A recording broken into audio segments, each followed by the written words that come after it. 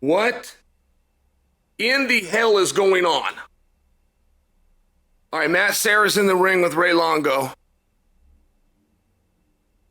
The greatest duo in quartering. Brought to my attention by John Anik.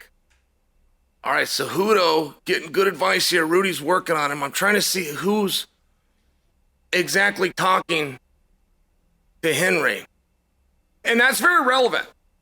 Who is Henry's coach is something that I've often wondered. I'm very good friends with Henry. I know that Captain E is involved, but by example, Captain E, who walked in with him tonight, was not in the ring just now. I'm just bringing it to your attention. There's a lot going on here. I have told you guys a number of times. It turns out Aljo's a hell of a lot better than we knew he was. This is the champion of the world. We know that he's the champion of the world. We understand those things. He's better than that. He's better than we knew. He's in an all-time category. I mean, this is largely what this fight's representing right here. Henry wins this. The discussions, all right, Henry's in a good spot. Aljo went down here. Henry's in a front headlock, but I'm not sure that Aljo... The rule in New Jersey for a down fighter is not what the rule is in any other state in the union, and I believe that Aljo knows that. I don't think Aljo got knocked down. I think the announcers have it wrong. I believe Aljo elected to go down because a downed fighter in New Jersey is what Aljo is right now. Yeah, he's playing the system. Good job, Aljo! Good job! See, you got to know these things, guys. The greats take the time to know these things. Aljo was a downed fighter in one state in the union and happens to be the one he's fighting in tonight. It's a big deal. It's a big deal. Henry just threw a knee right there. Henry better be damn careful. Look at Aljo. Aljo's really in the pocket. One reason why this is interesting, guys, I'm coming to you here in the third round. There is a belief that I would argue for you is a misconception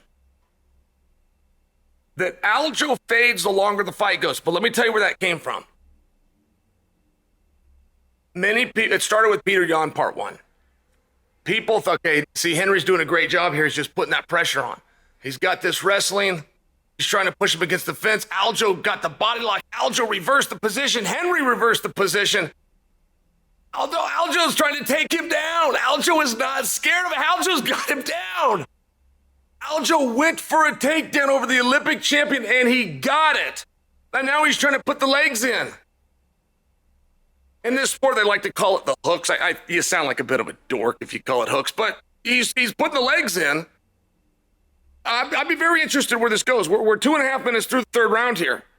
But if Aljo gets on your back, Aljo is better in that position than anyone that's ever done the sport. He replaces Damian Maia as number one. Damian Maia goes to number two. Aljo Sterling is the best in this position. Henry's back up to his feet. It's a moot point. But I'll be curious, because we can always return to that spot. Aljo is not afraid to lock up with Henry. Wow.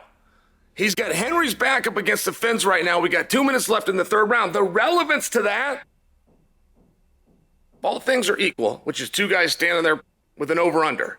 I mean, in jiu-jitsu, they even call it a 50-50 because you're dead even. It's a 50-50. So one guy's got an underhook, the other guy's got an underhook. One guy's got an overhook, the other guy's got an overhook. Okay, fine. Whoever's back is against the fence is losing.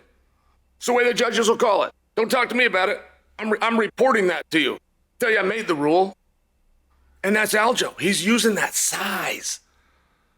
They weigh the same, but height is very different if you know how to use it. Oh, Henry's a dog, though. Henry's a dog. He's not going to be going down with how to fight. Now, I just got to go back to the misconception. Oh, Henry's looking to spin behind. Aljo stopped him.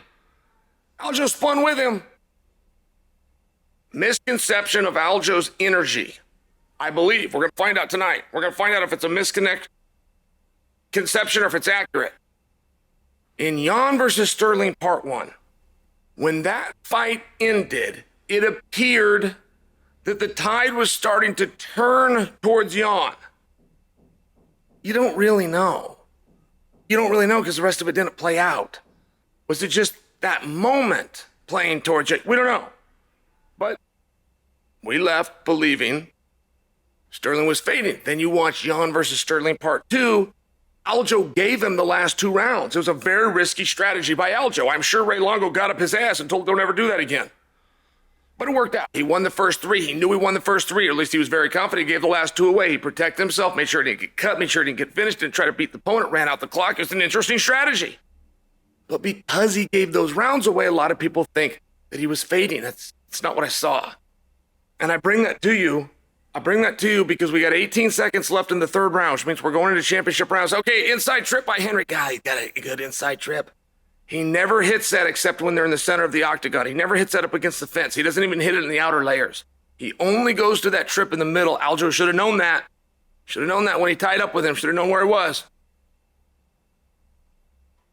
Okay, the reason I bring it up, 15 minutes down. We're going into championship rounds. I'm judging them in their corner right now. Sterling is not this good of an actor. Sterling is fine. Sterling's not even sitting down. There is no tension in his corner right now.